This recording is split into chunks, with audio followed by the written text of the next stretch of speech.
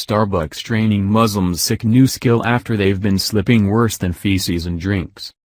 Just when we're getting over the absurd price tag that comes with our morning jolt of drive-through Joe, we're learning that there may be more to those prices than just high-quality ingredients.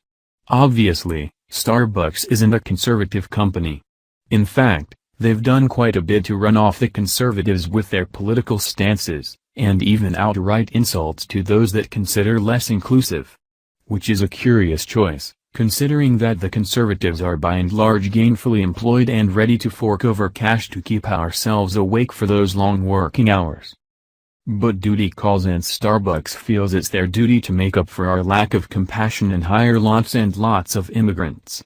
Their declaration of support to the immigrant community includes a dedication to hiring people who would otherwise not have a lot of contact with those outside their peer group.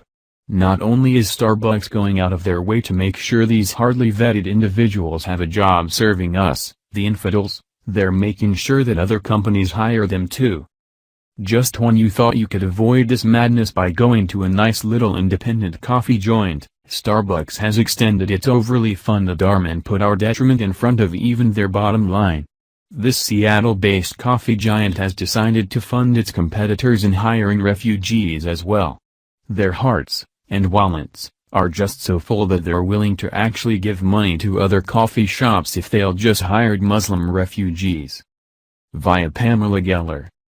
Barclays' 1951 Coffee Company was recently awarded the Opportunity for All grant by the Starbucks Foundation, a $63,000 pot of money that is going to help 85 refugees obtain work.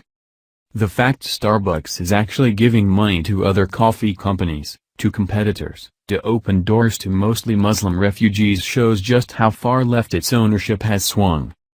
TheDailyCall.org has the news. The grant awards the coffee company $63,000 to serve an additional 85 refugees, asylees and special immigrant visa holders, according to a press release issued Wednesday by the company. 1951 Coffee Company was one of 41 non-profit organizations selected by the Starbucks Foundation because of its approach to helping refugees obtain the skills required to succeed in a rapidly changing global economy, the press release stated. Doug Hewitt, co-founder of 1951 Coffee Company, said he and co-founder Rachel Tabor were very pleased to learn that the non-profit had been approved for the grant. According to Hewitt, the grant will allow the company's 2-week barista training program in Oakland, which takes place every other month, to increase its services to monthly. Hewitt added that, in terms of expansion, 1951 Coffee Company is looking to first take its training program to San Diego.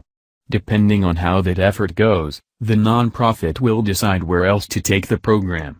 According to Hewitt, in order for a city to have potential for expansion, it must have a refugee population being resettled there, as well as a strong coffee industry. Our mission is to help people find a job in the specialty coffee industry, Hewitt said. We want to provide the type of employment people would want to stay in. Since the 1951 Coffee Company barista training program first launched in Oakland in June 2016, the nonprofit has produced 51 successful graduates composed of Bay Area refugees, asylees and special immigrant visa holders.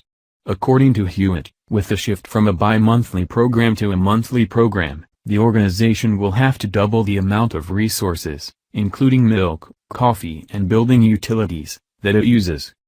The nonprofit has also hired an additional instructor, one of its very own training program graduates, Hewitt said.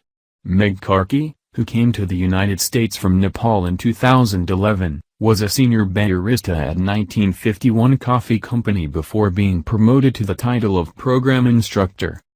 He was a refugee, and now he's going to be training others, Hewitt said.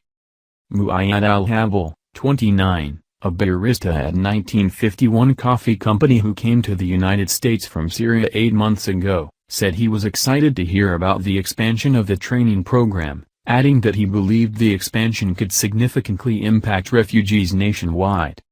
Some of them, because they don't have good English, they don't have a good experience here. No one accepts them, Al-Habal said. Non-profits, they can really make a change. Maybe you're not totally against a move like this. By all accounts, on the surface, this looks like a generous gesture on the part of a big corporation. However, this follows on the heels of a horrendous activity that they've been found to be acting out. Freedom Daily reported on the dangers that these Muslim refugees might be serving up with your morning coffee. Starbucks held a hiring event exclusively for Muslim refugees in San Diego, with the coffee franchise proclaiming their intentions to hire more than 10,000 refugees at baristas across the United States over the course of the next 5 years. But unfortunately for the remaining Americans who aren't scared to sip on possible crap-contaminated coffee, consuming Starbucks could now be fatal. 21.4% of Muslim refugees in the San Diego County carry tuberculosis, a disgusting disease that infects the lungs and is easily spread through the air by speaking, coughing, sneezing, or spitting. The location that Starbucks is picking their Muslim workers from is in San Diego County, a place where this highly contagious disease runs rampant throughout the Muslim migrant community. Research by a prominent doctor by the name of Timothy Rodwell, who works as a professor and physician in the Division of Global Health at UCSD, warned of the rampant TB after screening Muslim refugees in San Diego. He noted that this leading refugee resettlement site poses the highest rates of active TB in the entire country, where Breitbart reports that an astounding 1/4 of these Muslims have the disease. Apparently, Starbucks is planning to overlook both the fact that many of these refugees have terrorist associations, have been caught putting feces in drinks, and that there's a 1 in 3 chance they'll pass on a highly infectious disease because they need the good PR. Of all the industries to go down, being stabbed in the back by coffee is a low blow. Excuse me while I go cut up my Starbucks card and mourn this loss.